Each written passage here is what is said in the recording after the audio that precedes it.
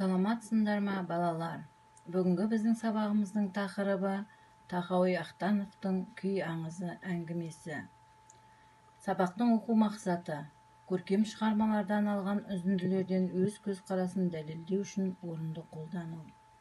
Сабақ мақсаты мәтінді түсіне отырып, үзіндіде көтерілген мәселе мен идеяны анықтау.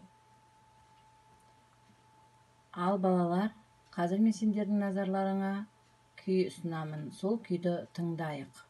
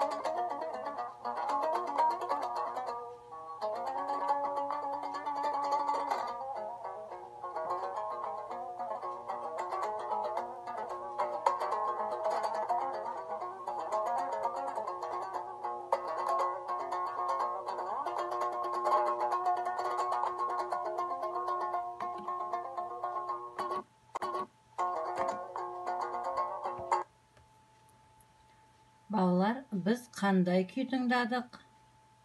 Олай болса, күй сөзіне ассоциация жасайық. Балалар, енді біз көшпенділер әдісі арқылы оқулықты ашып, 192 беттегі мәтінді қолдана отырып, төмендегі кестені толтырайық. Ол кестені толтырып болсақ, келесі әдебиет лотосы арқылы тапсырманы орындаймыз.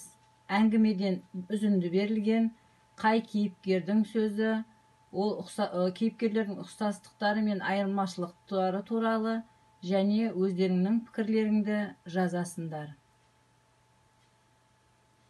Осымен бүгінгі біздің сабағымыз аяқталды.